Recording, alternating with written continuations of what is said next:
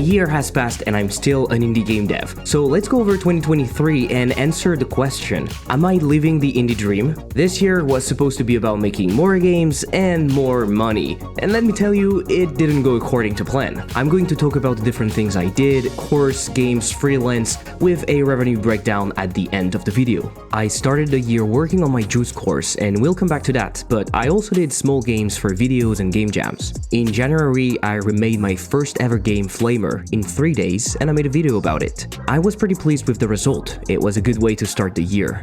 Just after that, the Ludwig Jam was happening in February and I made Kutsu, a game about Kuts, which is Ludwig's cat. You must throw the yarn ball with your paw into the mice enemies and survive the waves. I think it fitted the theme well and it was cool to play. In March, I made a video about making the same game in 10 minutes versus 10 hours. This was an idea that was pretty popular with art people, and I thought making it a game would be cool. It's impressive how much a game can evolve in the first few hours, and I wanted to show that. I was actually impressed by being able to create a small game in 10 minutes. It's very short, and it was pretty stressful. In May, I participated in my first ever Ludum Dare Jam with Pizza Boss Rush 9000. I wanted to make a boss rush game for a while, and it was a good first experience. I had many problems and bugs during development, but I loved the idea and the finished product. I didn't participate to win because Ludum Dare is probably one of the most well-known jam, with truly incredible submissions. I'd love to make a video about the top entries to try to understand why they're so good. If you're interested about that, let me know in the comments. In July, I did Cirque Obstacle, a game where you play as the level. You need to rotate to bounce the ball where you want to get bonuses and avoid death. I participated in the jam super late, so I basically made the game in one night. It's definitely not my favorite game, but it was a good training. I also did another jam in December with Beton Sanglant, but I'll come back to that later in the video.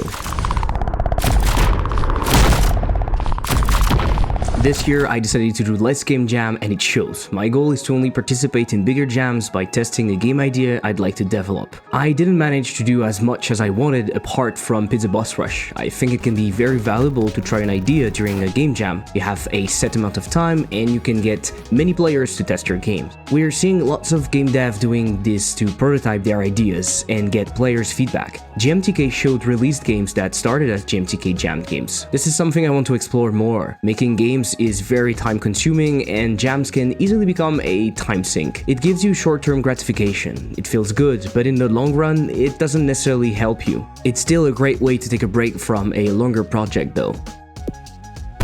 From the beginning of the year, I worked on a video course. I initially struggled a lot with it as I was trying to do a beginner's course, which was surprisingly difficult. Making a course was also a new thing for me, and it's way different than a video because of the amount of content required. You cannot script everything, so I had to create everything in advance and then redo it while recording. As English is not my first language, bonjour, it was definitely a struggle. Coding while explaining in clear English was not easy, but I think I managed to do something good. Since then, the course has been selling steadily and it's now an important source of monthly revenue. People are liking it and it's doing its thing without me having to promote it much. Teaching is something I always enjoyed, and you can see it as I started this channel with tutorials initially. They are now exclusively on Mr. Elib Teach, my second channel. Every time I have the chance, I try to share what I know with people, and I really enjoy showing my process. That can be seen on Twitch, where I share how I work, but I also try to answer questions and chat with the viewers about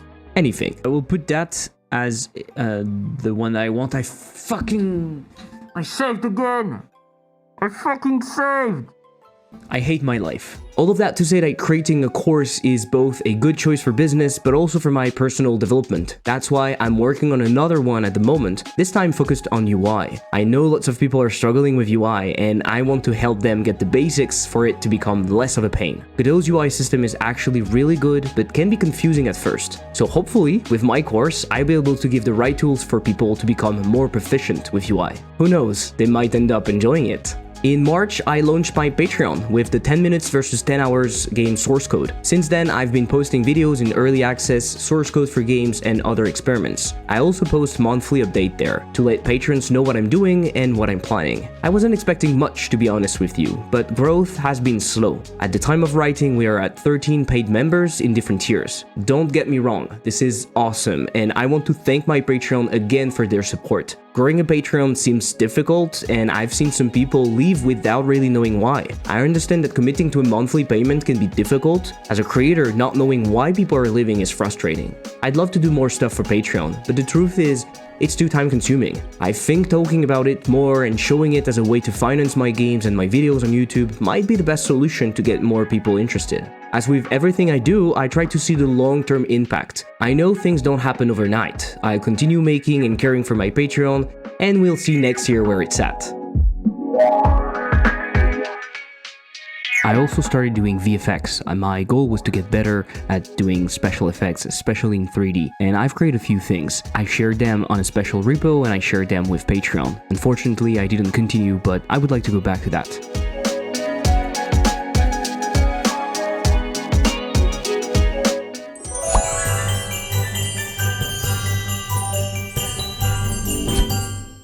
You say hello? Hello.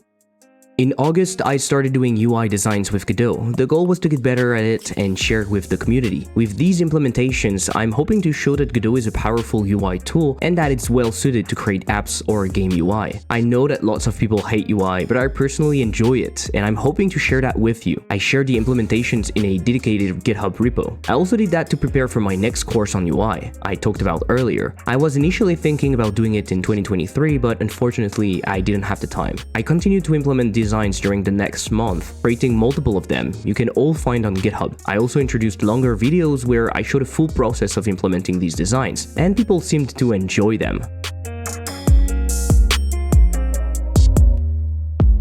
You might have picked up that I didn't talk about any new game since the beginning of this video. The thing is, I've been struggling to start a new project for a long time. The early part of the year, I was busy finishing the course and making videos, but after that, I needed to start something new. I had lots of ideas, but I was finding it hard to commit to anything. Dashbong, my first game, took way longer than I thought, and I wanted to avoid that. The problem is that it's usually quite difficult to correctly estimate how long would take a game. Instead of moving and just working on something, I was stuck in decision paralysis. I thought the second game would be easier, but it seemed way harder now. While working on Dashbong, I had no idea what was going to happen. Everything was new, sometimes exciting, sometimes frightening, but the expectations were low. With the second game, I want to go better, faster, and have more success. That's a lot. Don't get me wrong, I'm the one putting the pressure, but at the time, I couldn't do differently, and the result was just me, stuck, feeling like shit.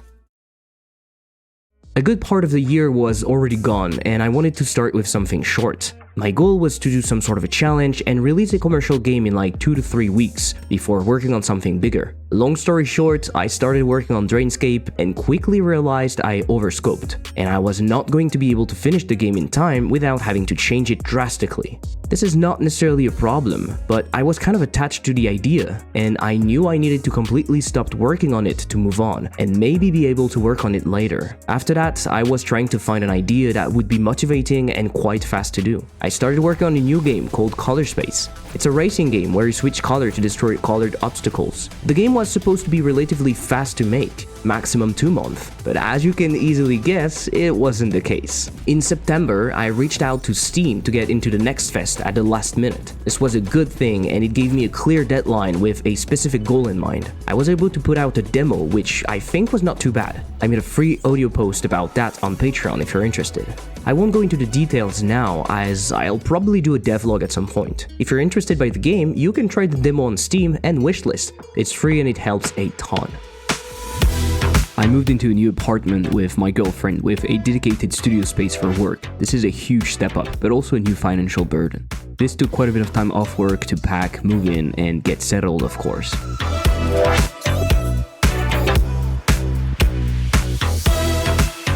In the end, it's been very worth it. I love the new place and I feel great there. To finish the year, I decided to take part in the 70 FPS Jam, a week-long jam where the only goal is to create an FPS. I've been wanting to do a fast-paced shooter for a while, and because I wasn't really motivated at the time, I thought it would be an exciting experience. I won't go into the details here as I have a video on the subject coming very soon. Subscribe to not miss it. The jam was awesome and I live streamed most of it. I'm pretty proud of the result, even if it was far from what I originally imagined. Let's say I slightly overestimated what I could do in a week. I knew making a 3D game would be difficult, but I didn't realize how many new things I had to learn and think about. The fact that I wanted to have 4 types of enemies with different mechanics and designs, but also multiple levels on top of all of the things required to make a good shooter was a huge mistake. That being said, I'm still proud of what I achieved for the jam. I continued working on it from time to time since then, and the game is now in a way better state. Give it a try on it right now and let me know what you think. I'm really open to feedback.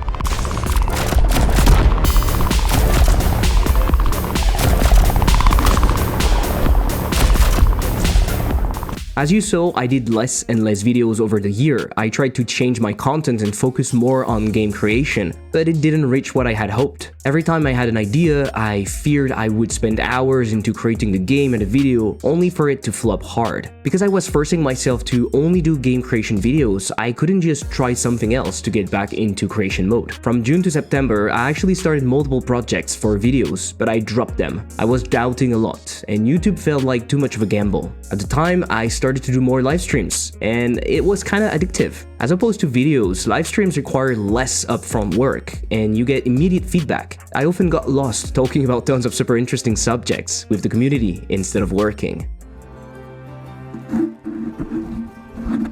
Okay, I was also doing videos on the second YouTube channel where I knew I had a specific audience where videos would perform better on average. This led me to not release a video on this main channel for 6 months. I still want to do videos and I have lots of ideas. I think I'll stop limiting myself to what I think I should do and just do whatever I want. I need to find a balance between what can be popular and what I want to talk about. Hopefully you like this new direction and continue to follow me on my game dev journey.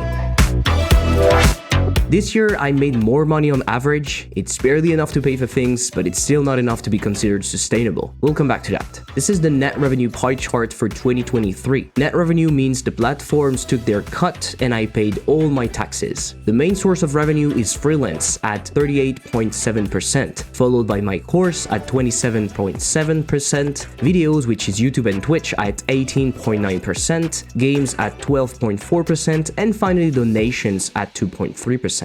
Freelance is my main source of revenue, even though I rarely do it. It pays really well for the amount of time it requires. I didn't do more of it because I still want to have most of my time free for my own projects, but also because it's not always easy to find a good contract. Lots of freelance contracts are mid to long term, and this is not interesting to me. My course is at the second position with nearly 30% of my revenue. I knew making a course could be a huge boost in revenue, and it seems to be true. Twitch and YouTube come in third, and this is expected. My big game dev is hard video is still making some money each month, and the second channel is complementing that. Twitch has also started to become a bit more lucrative towards the end of the year, thanks to the amazing support of the community. Sub-gifters and BDs donors, you know who you are, thank you so much. It's because a banana blinks when they subscribe. Games is the lowest contributors, but this is totally expected as I didn't release any new games since Dashpong. It still sells a bit when they are sold, but nothing extraordinary.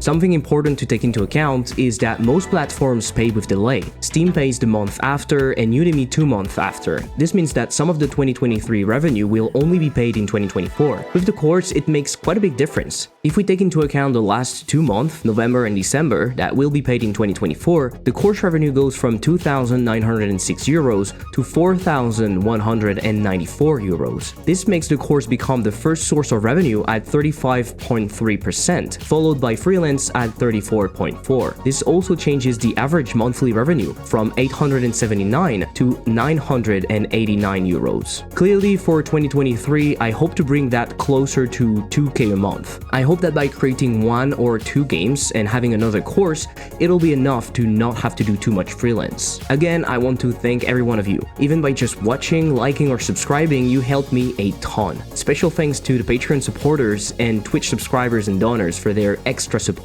You guys are incredible. As you saw, this year was not incredible. It was far from what I wanted, but it was progress nonetheless. It's been very difficult to decide what to think of the year. I started to make a bit more money, but at the same time, I produced less videos, I didn't manage to release a game. I guess it's the struggle of any business. Not every year are going to be awesome, of course. I think I find it even harder because all of the burden is on me. I cannot blame anyone else for this year. I'm the only one working, or not. I think this has been a bigger difficulty than I originally imagined. Solo indie devs can become really lonely, and having to take all of the responsibilities all the time can lead to a huge decision fatigue, to a point where even just replying to messages can become very difficult. If you've ever contacted me and I took forever to reply, I'm truly sorry. I find it difficult to not wonder why I'm doing all of this sometimes. The odds are clearly against me. Making a living out of games is very unlikely, and yet I'm still trying. I oscillate between, yeah, I can do it, to who the fuck I think I am. It's a weird feeling to have, and I guess it's just the usual imposter syndrome. Sometimes I feel guilty about the immense luck I have and what I do with it. I've had long periods of low mood where I wasn't able to produce anything. It feels like a wasted opportunity. At the same time, some people are enjoying my work, buying my game, watching my videos, learning from my course, or even donating to me. It feels surreal to think that people would spend their hard-earned money for something I created, and yet, here I am, starting to make a living out of all of this. Crazy. To end on a positive note, I have lots of ideas and projects for 2024. This video is releasing in January, so I've already started and hopefully some cool things will happen. I want to make more videos and be less constrained by what I think will work or not. I want this channel to better reflect my journey and who I am as a game dev in person. Chasing views is not a good idea, and probably the best way to be disgusted by video creation. I want to release at least a game this year, and 2 would even be better. If you're interested by all of that, don't forget to follow and maybe join the Discord or come watch me on Twitch for a more personal experience. If you want to support me, you can buy my game Dashpong, my juice course, or join the Patreon. Thank you so much for watching, for being part of this community, and let's make 2024 a great year. Bye! This is kind of emotional.